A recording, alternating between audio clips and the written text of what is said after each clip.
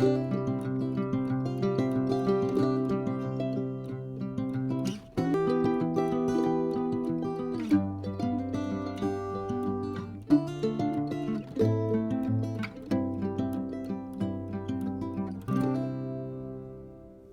arkadaşlar, İki Ters Bir Düz YouTube kanalındasınız. Bugün sizlerle makroma ipinden bu çantayı çalışacağız birlikte. İp olarak pamuk makroma ipi kullandım. 2 yumak almıştım. İkincisinden bu kadar arttı. 1,5 yumak yeterli geliyor. Örmek için de 3 numara bir tığa ihtiyacımız var. Çantamızı örmeye önce orta kısımdan başlıyoruz. Bu kısmı örüp bitirdikten sonra yan tarafları örüyoruz. Bitiminde de çantanın sapını yaparak çantamızı tamamlıyoruz. Yapımı çok kolay. Ben bu çantayı bir günde örüp bitirdim. Bir o kadar da şık, kullanışlı bir çanta. İsterseniz bu kısma bir çıt çıt dikebilirsiniz. Ben gerek görmedim. İsteğe kalmış. İsterseniz yapılış aşamalarına geçelim. Çantamızı örmeye ana parçadan başladım ve bu parçayı ördüm. Birazdan nasıl yapıldığını göstereceğim sizlere. Bu parçamızın boyu ölçtüğümüzde yaklaşık olarak 56 santimetre. Eni ise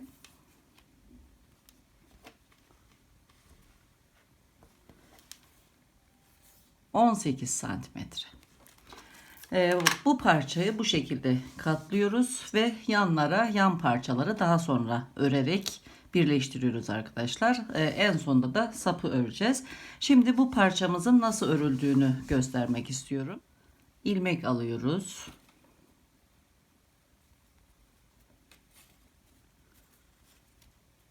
Daha sonra zincir çekiyoruz. 110 ilmek olacak. Artı bir zincirde dönüş için çekeceğiz. Yani ana parçayı örerken 111 zincir çekeceksiniz. Ben şimdi göstermek için bir örnek yaptığımdan dolayı saymıyorum. Bir miktar zincir çekiyorum.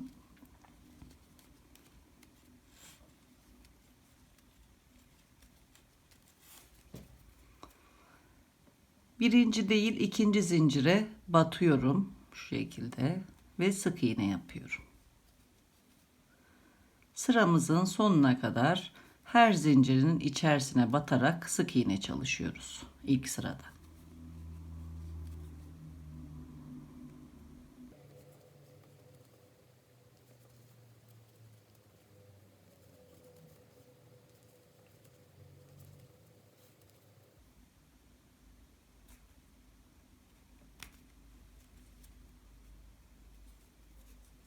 Son sık iğnemizi de ördük. Şimdi bir zincir çekiyoruz, dönüyoruz. Dönerken bu kısma değil, buradaki şu zincirin arka duvarına batıyoruz. Ve buradan sık iğne çalışarak sıra sonuna kadar devam ediyoruz.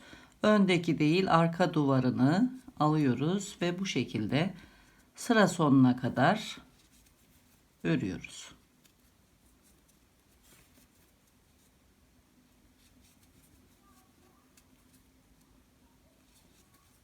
Son sık iğnede batıyorum. Bu zincir kısmının da şöyle yan tarafından batıyorum.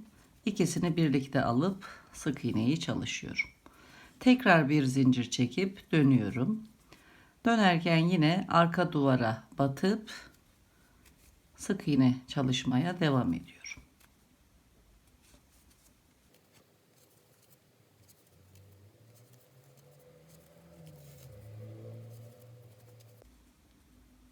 Son sık iğneyi çalışırken burada batıyorum. Zincir kısmının da bu yan tarafından batıyorum. İkisini birlikte alarak son sık iğneyi örüyorum. Bu işlemi bu kenar kısımların düzgün olması için yapıyoruz arkadaşlar. Tekrar bir zincir çekip dönüyorum. Yine arka duvarlara batarak sık iğne örerek devam ediyorum.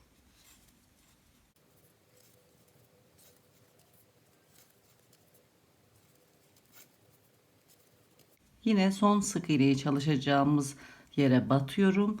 Yandaki zincirin yan duvarından da batıyorum. İkisini birlikte alarak sık iğne yapıyorum.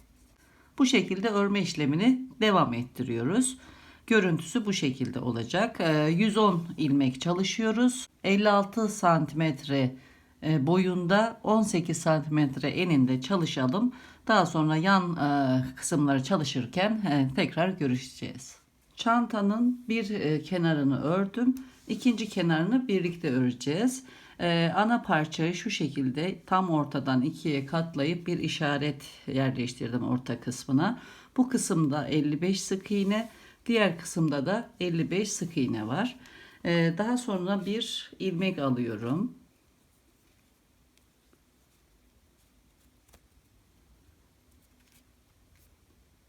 Buradan işaretlediğim yerden boşlukları sayıyorum. 1, 2, 3, 4, 5.'ye batıyorum.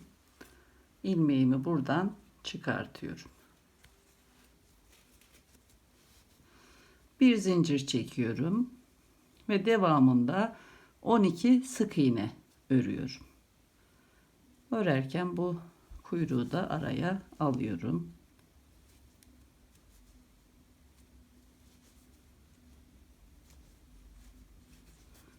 İlk zincir çektiğim boşluğu da sayıyorum.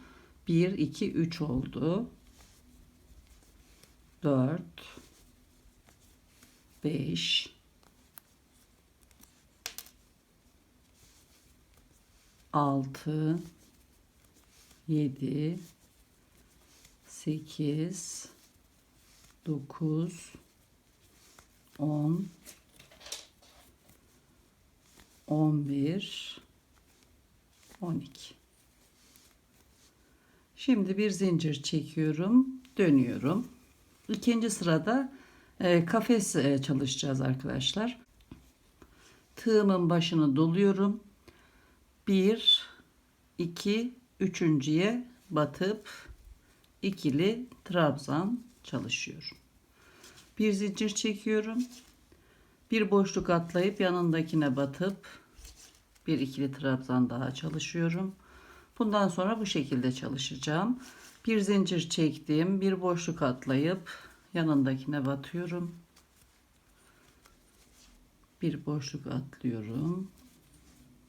Yanındakine ikili trabzan çalışıyorum. Bir zincir çekiyorum. İlk batmış olduğumuz sık iğneye batıyorum. İkili trabzan çalışıyorum. 1, 2, 3, 4, 5 kafes oldu. Bir zincir çekiyorum. Devamında bu parçadan 1, 2 boşluk atlayıp üçüncüye batıyorum. Sık iğne yapıyorum. Devam ediyorum. 2, 3. 3 sık iğne ördükten sonra bir zincir çekip dönüyorum. Kafes örgümüzde ikinci sıraya başlıyorum. Burada tığımın başını doluyorum. İlk boşluğa batıyorum. İkili trabzan çalışıyorum. Bir zincir çekiyorum. Her boşluğa batarak sıra sonuna kadar ikili trabzan çalışıyorum. Aralara birer zincir çekiyorum.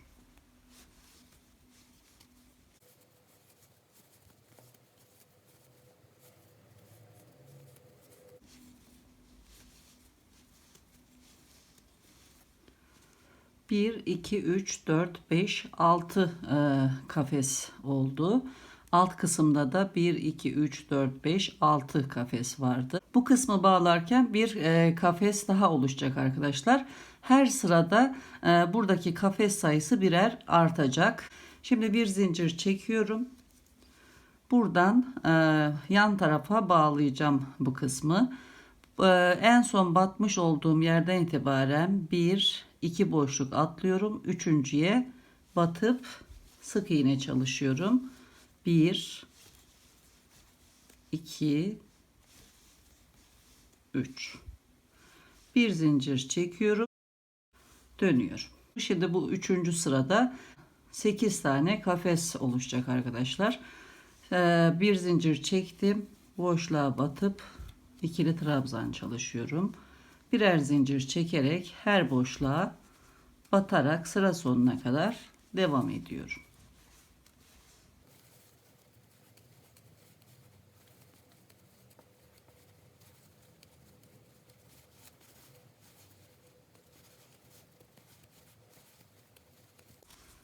Yine yan kenara birleştireceğim. Bir zincir çekiyorum. Buradan bir iki boşluk atlayıp üçüncüye batıyorum. 1 2 3 sık iğne çalışıp bir zincir çekip dönüyorum. 1 2 3 4 5 6 7 8 kafes oldu. Şimdi bu sırayı örerken 9 kafes oluşacak. Tekrar bir zincir çekmiştik. Boşluğa batıp birer zincir çekerek ikili trabzan çalışıyorum sıra sonuna kadar.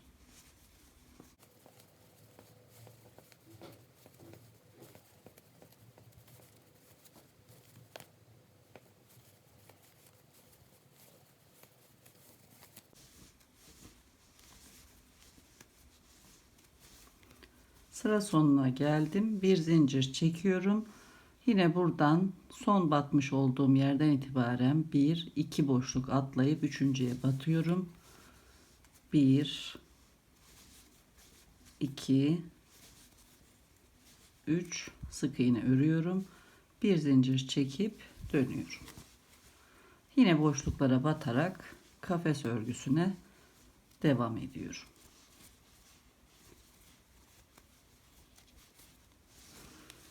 Bu şekilde yan kenarı birleştiriyorum. Her kafes örgüsü sırasında birer kafes artıyor arkadaşlar. Buna dikkat edelim. Bu şekilde 20 sıra öreceğiz. Sıra sonuna kadar aynı gösterdiğim gibi devam ediyoruz. Son sırayı yine birlikte çalışacağız. Devam edelim. 19. sırayı tamamlıyorum. Yan kenara bağladım. 1 2 3 sık iğne ördüm. Bir zincir çekip dönüyorum. 20. ve son sıraya başlıyorum. Bir zincir çekip her kutuya batıyorum ve sıra sonuna kadar kafes örüyorum.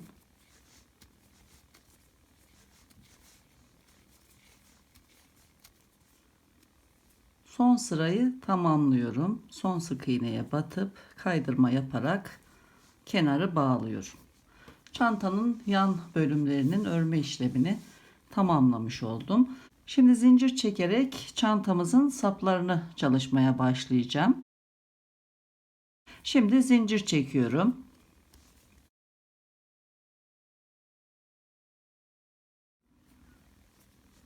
Toplam 110 zincir çektim.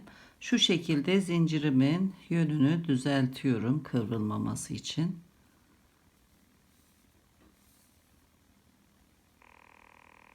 Ana parçanın son sık iğne sırasının başlangıcına sık iğne ile bağlıyorum. Şu şekilde. Bundan sonra bu kafes üzerine sık iğne çalışacağım. Şu kısımdaki sık iğneye batıyorum. Bir sık iğne çalışıyorum. Boşluğun içine batıp bir sık iğne. Trabzanların tepesine bir sık iğne. Boşluğa bir sık iğne. Trabzanın tepesine bir sık iğne. Yanındaki boşluğun içine batarak bir sık iğne. Buradan kafes örgüsünün üzerine sık iğne çalışıyorum sıra sonuna kadar. Daha sonra buradan zincir çekmeye başlayacağız. Devam edelim.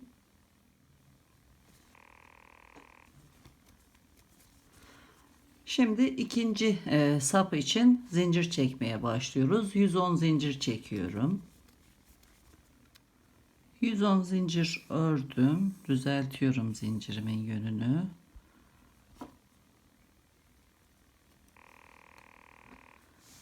Burada yine ana parçaya sık iğne ile tutturuyorum.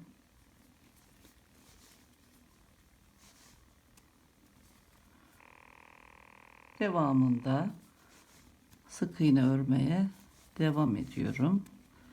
Kafeslerin içine bir tane, bir de trabzanların tepesine sık iğne yaparak başlangıç kısmına kadar örüyorum.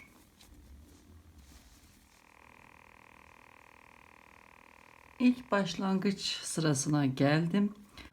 Her zincire batarak sık iğne çalışmaya devam ediyorum bu kısma kadar.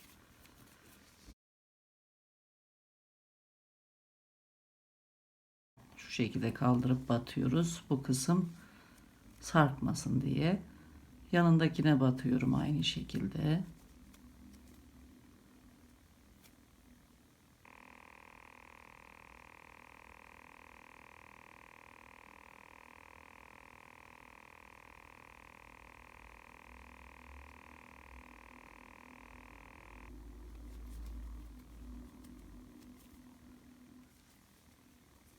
Zincir üzerine sık iğne çalıştım. Buradan kafes örgüsü üzerindeki sık iğnelerin tepelerine batarak sık iğne örmeye devam edeceğim. Yine burada tıpkı burada yapmış olduğumuz gibi her zincire batarak sık iğne çalışacağım ve başlangıç yerine kadar öreceğim. Burada tekrar birlikte çalışmaya başlayacağız. Başlangıç noktası burası. Son ilmeğimi öreyim, bu sırayı tamamlamış oluyorum. Bundan sonra sap üzerinde ikinci sıraya başlıyorum. Devam ediyorum bu şekilde. Bu kısımda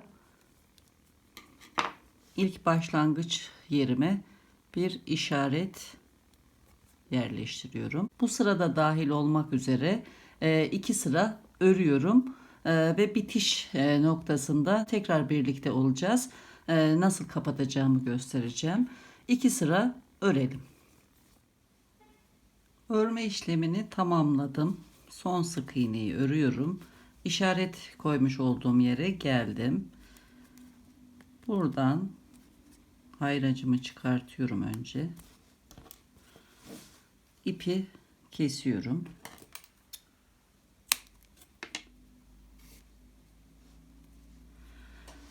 Bir boşluk atlayıp yandaki ikinci boşluğa tığımı batırıyorum. Buradan ipimi alıyorum. Tekrar ipin çıktığı ilmeğe alttan batıyorum. Şu şekilde sırayı kapatıyorum. Daha sonra ipi arka tarafa çekiyorum. Arka tarafta önce ilmeği sabitliyorum.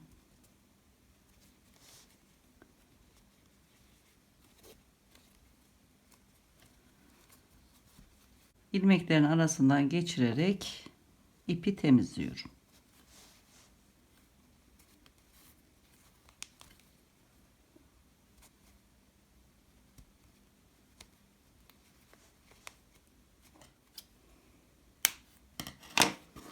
Çantamızın bütün işlemleri tamamlandı. Kenar kısımları göstermek istiyorum şu şekilde. Her iki tarafta da kulpları. Çantamızın örme işlemini bitirdikten sonra buharlı ütünün buharıyla üstünden değdirmeden buhar şoku uyguladım. Daha yatışsın bu kenar kısımlar, daha düzgün dursun diye. Siz de böyle yapabilirsiniz. Evet arkadaşlar, bir videonun daha sonuna geldim. Kanalıma abone değilseniz ve kanalımı takip etmek istiyorsanız abone olabilirsiniz. Zil butonuna basarak da yeni videolardan anında haberdar olabilirsiniz. Yorumlarınızla katkıda bulunabilirsiniz. Yeni videolarda görüşmek üzere. Hoşça kalın, sağlıkla kalın.